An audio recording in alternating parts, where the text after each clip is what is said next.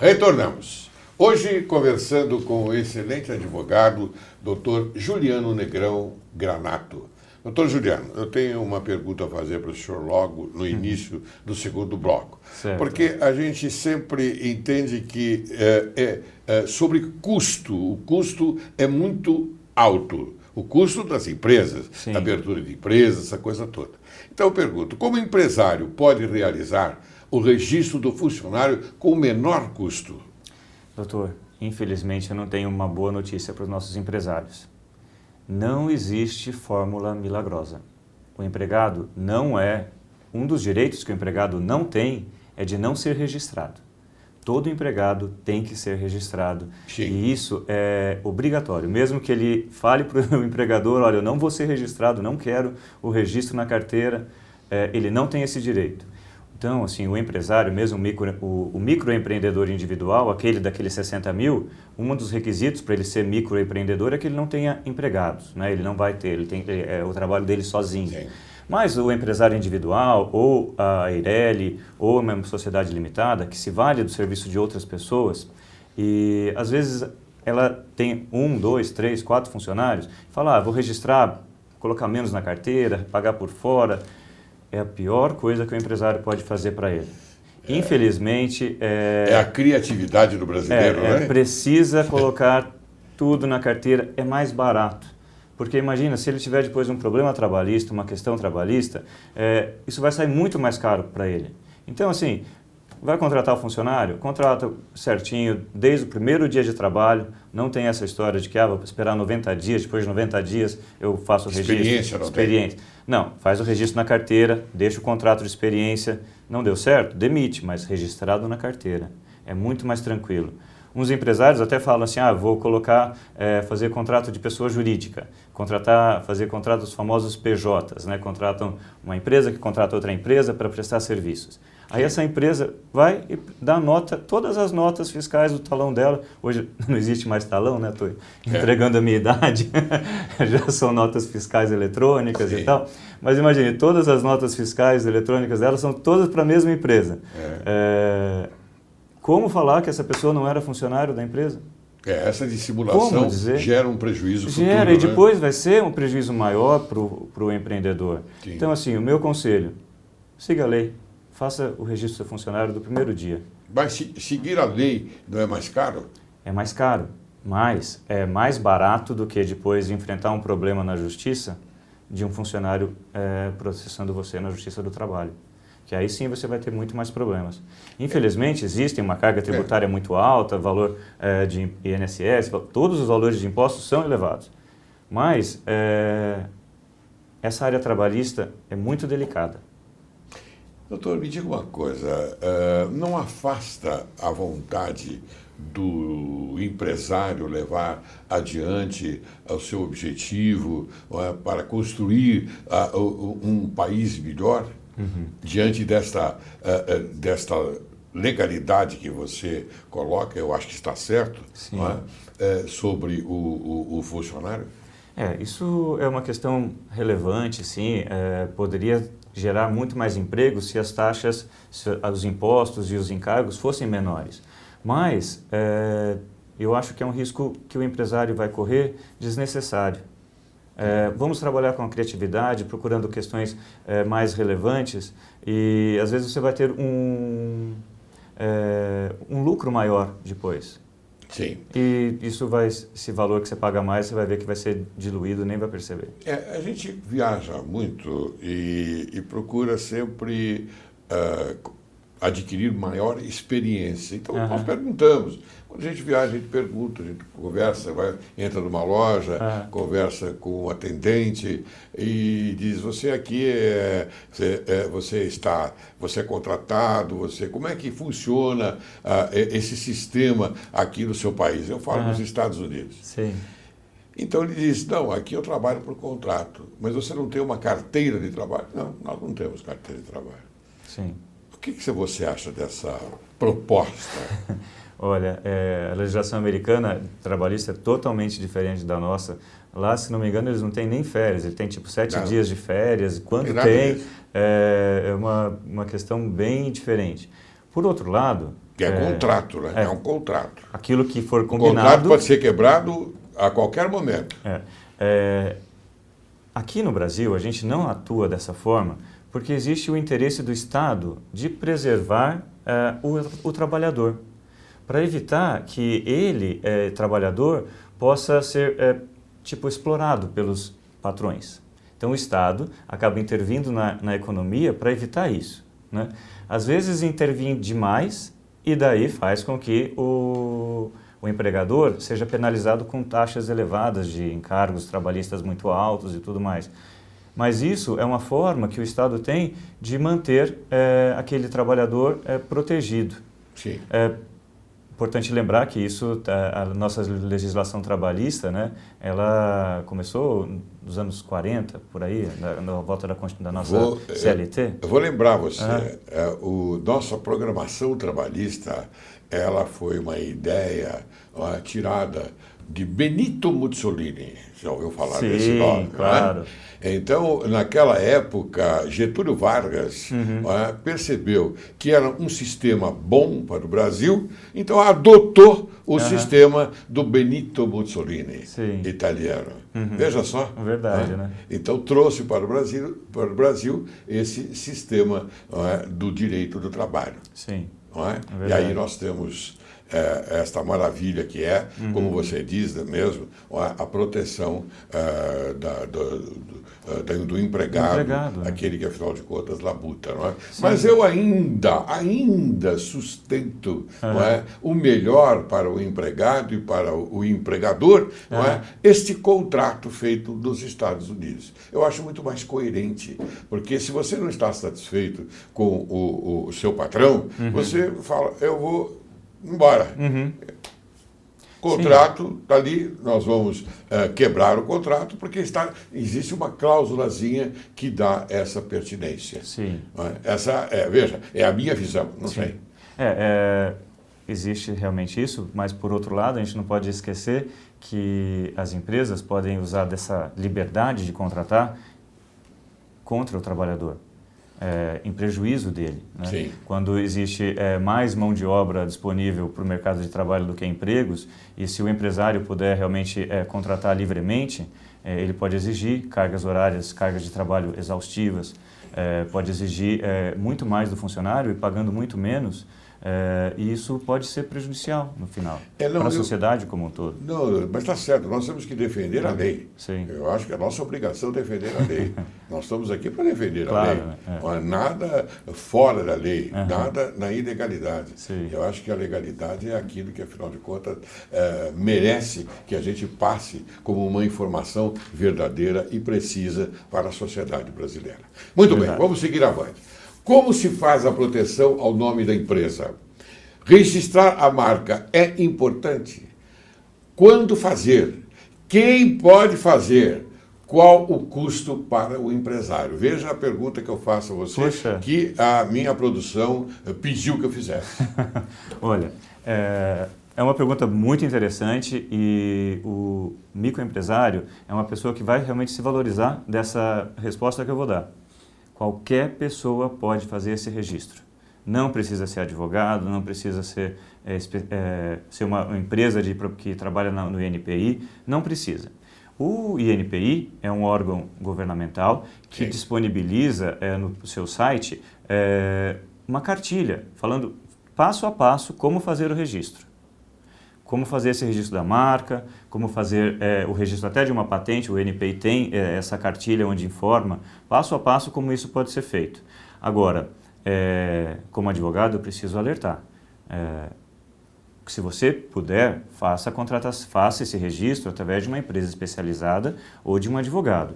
Por quê? Você, um advogado especialista na área, vai saber exatamente em qual classe de serviço ele vai poder fazer aquele registro. Ele vai saber como proteger melhor o nome da empresa. Então, isso é bastante importante. Por exemplo, eu posso até citar para vocês o nome Veja. Veja é um nome que tem 2 registros muito importantes, o da revista e de produtos de limpeza. Sim. Então, são coisas que um advogado especialista vai poder falar para você, não, se o seu nome de loja, tipo XYZ, e já tem uma outra empresa XYZ, mas será que você não pode usar esse nome XYZ como a Veja e o produto e revista utilizam?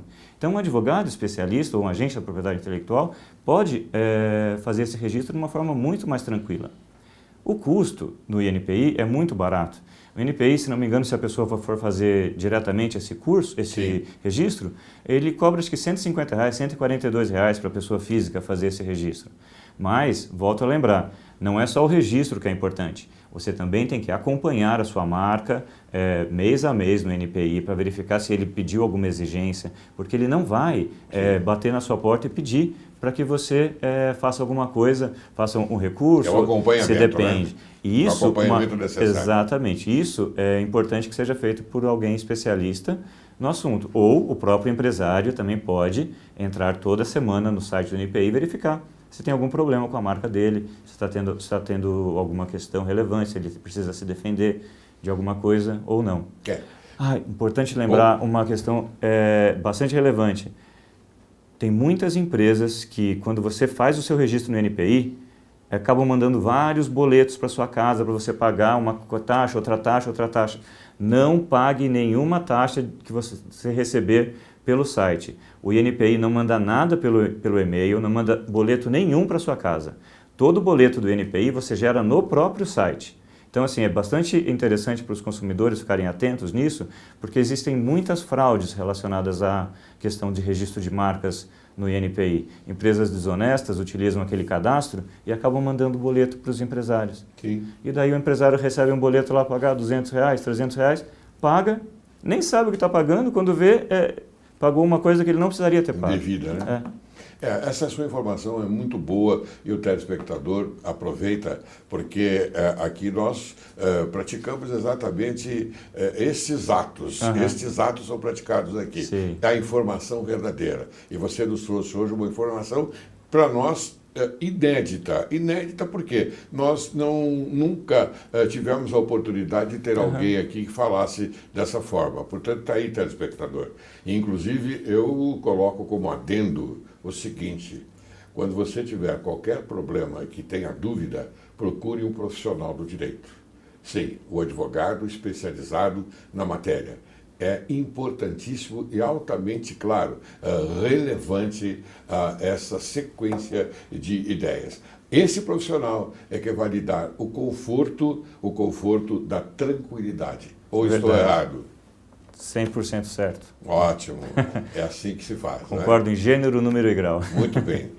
Doutor, o registro da patente de uma invenção, ela é importante? Pode ser feito individualmente? Sim, doutor. Da mesma forma que a marca, também pode ser feito individualmente pelo empresário. Ele é um pouco mais delicado, porque ele tem umas questões técnicas mais importantes para você observar nesse registro. Sim. Mas o empresário também, o empreendedor também pode fazer esse registro isoladamente, Sim. sempre lembrando do cuidado com o acompanhamento. Claro, isso é muito importante. E é difícil isso tudo, não? Não, é simples. O INPI é muito didático no site dele, muito didático. Se vocês tiverem a curiosidade, entre no site do INPI e verifiquem. Tem lá a cartilha de como registrar sua marca, como registrar sua patente, como registrar um modelo de utilidade, várias questões assim. O INPI coloca isso de uma forma bem fácil. Muito bem. Então, me diga uma coisa agora para nós elucidarmos melhor esta matéria. Qual a diferença entre marca e patente? Bom, são questões bastante diferentes. A marca é o nome da sua loja, o nome do seu estabelecimento comercial ou até o nome do seu produto. Vamos supor que esse copo vai chamar copo XYZ. Então, ok. Então, esse nome do copo eu registro como marca. Registro no marca, tem uma proteção estabelecida pelo INPI. Essa proteção ela é vitalícia, vale para sempre. Sim. Desde que você renove a cada 10 anos, sim, é uma proteção que vale para sempre. Agora, não pode cair no domínio público. Não, nunca cairá. A marca nunca cairá. Mas você tem que obedecer às questões do INPI. Claro. Agora, vamos supor se esse copo tivesse sido uma invenção. Vamos supor que não existisse um copo antes. Tá? Hoje que a gente fizemos esse desenho do copo, então ele era uma novidade. Como que eu vou proteger esse copo? Eu faço um registro de uma patente. que é um registro de algo que tem inovação, que pode ser produzido industrialmente e que tenha uma atividade inventiva. Como eu posso lhe dizer, se a gente inventar um produto por exemplo, uma câmera de televisão que seja muito mais... Uma câmera de televisão não é um bom exemplo, porque já existe. Sim. Mas eu estou dizendo assim, um produto que não exista no mercado, porque ele tem que ter a questão da inovação, né? Algo novo, que você cria uma coisa nova, aí você faz esse registro desse produto como uma patente. Claro. E essa é a grande diferença. Muitas pessoas falam, quero patentear minha marca. Não existe patentear a marca. Não existe patentear o copo que já existe. Não, o copo já existe. A marca a gente registra. Sim. A patente a gente também registra. A patente, ao contrário, tem validade de 20 anos. Patente é a invenção. É a invenção. Quando você inventa algo novo, algo que não exista no mercado, ou você pode até melhorar a utilidade de algo que já existe, como a gente chama de patente de modelo de invenção. Essa patente, por exemplo, você pega aí pode até ser o exemplo do copo, um copo diferente, um copo com design diferente. Aí já o copo com design diferente seria uma patente de desenho industrial, onde a gente protege o desenho, a forma dessa patente. Enfim, são questões que podem ser bastante interessantes realmente para o consumidor, essa diferença. É interessante essa sua explicação, porque muitas vezes as pessoas confundem, não é? Sim. E colocam tudo no mesmo patamar a marca e a patente. Sim. E ela é diferente. Totalmente muito diferente. Bem explicado. Totalmente Muito bem diferente. explicado. Bem, doutor, quais são os principais tópicos que o empreendedor deve se precaver com relação aos consumidores? Agora vamos entrar na área dos consumidores. Olha, a questão que mais o empreendedor e os consumidores. A questão que mais dá problema com relação à oferta de produtos. A oferta tem que ser clara, os preços têm que estar bastante claros ao consumidor. Lembrando, todo empresário tem que ter um código do consumidor na sua loja. É obrigatório. Hein? É obrigatório, senão isso pode ter alguma multa da fiscalização. Sim. A questão de você poder vincular um preço certo para aquele produto. Se o produto está ofertado na sua vitrine, tome cuidado com relação ao preço, tome cuidado com relação às características dele, se ele está realmente bem descrito ali, Sim. porque pode ter algum problema com relação a isso. Uma questão importante que eu queria desmistificar é com relação à garantia, porque às vezes os consumidores voltam para a loja falando, eu quero trocar essa camiseta que eu comprei aqui porque está dentro dos 7 dias. Ou eu quero trocar porque eu não gostei da camiseta. A loja é obrigada a trocar? Não é? Essa é uma questão relevante para os empreendedores. Não existe obrigação alguma da loja trocar um produto que foi adquirido na própria loja, no estabelecimento físico. Ela só tem a obrigatoriedade de trocar esse produto se por acaso o produto estiver com defeito. Mas não tem uma obrigatoriedade de trocar dentro de 7 dias. Esses 7 dias se aplicam apenas para compras feitas fora do estabelecimento comercial. Por exemplo, na internet, por exemplo, pelo telefone. Aí sim, porque o consumidor não teve a oportunidade de ver o produto ali na mão dele, quando ele estava vendo. Por isso ele tem a oportunidade de receber o produto em casa e daí poder fazer essa troca sem custo nenhum para ele. É algo que pode ser interessante. Quer dizer que não é obrigatório o empreendedor trocar o produto na sua loja? Não é obrigatório. Nos 7 dias? Não é obrigatório. Mesmo que esteja com defeito? Com defeito, sim. Eu quis com ressaltar defeito, sim. Produtos com defeito, sim. Agora, produto que não esteja com defeito, só se você não gostou da cor da camiseta, claro que as lojas têm a praxe de trocar esse produto, até para fidelizar o consumidor. Por favor, não estou recomendando que os empreendedores não façam isso, né? Só estou deixando claro quais são os direitos e os deveres das partes. Muito bem. E os fornecedores, doutor? É importante para o empresário, o empreendedor, assinar contrato com eles? Os fornecedores? É importantíssimo. Tudo que é contratado não é caro. Se o empresário pode colocar no contrato, até o empresário pode fazer um contrato sozinho, não tem problema. Eu considero 5 questões importantes para a gente ter num contrato. As partes, o objeto do contrato, deixar bem definido qual que é o objeto, o que aquele fornecedor vai fornecer, qual o prazo de cumprimento desse contrato, que prazo que esse fornecedor tem, o valor, quanto vai custar e como que pode ser rescindido se as pessoas atrasarem o pagamento e a entrega. Quem vai ser penalizado? Questão importante, não existe multa de 2% para contratos em geral. A multa de 2% que todo mundo fala só é válida para instituições financeiras e para o condomínio. Você pode sim estipular uma multa maior do que 2% no seu contrato. Não é vedado. Muito bem. Doutor, rapidamente, nós poderíamos então conversar sobre recuperação judicial? Poderíamos. O que o senhor poderia falar a respeito dela? Olha, a recuperação judicial é um instituto onde o empresário pode ter um prazo, ele tem um prazo maior para pagar as suas dívidas. Fica um período suspenso, onde ele não paga os devedores, e ele tem um prazo maior para poder pagar essas dívidas de acordo com o plano de recuperação judicial. É um instituto bastante interessante. Que é novo, porque antigamente era concordata, exatamente. Né? A recuperação é bastante utilizada, sim, contudo para organizações maiores. É difícil o microempreendedor conseguir fazer uma recuperação judicial, infelizmente, porque o custo dela é muito alto. Você tem que contratar escritórios de advocacia, tem que ter, às vezes, perito, você tem que fazer um plano de judicial, um plano de recuperação bastante consistente para que ele seja aprovado pelos credores.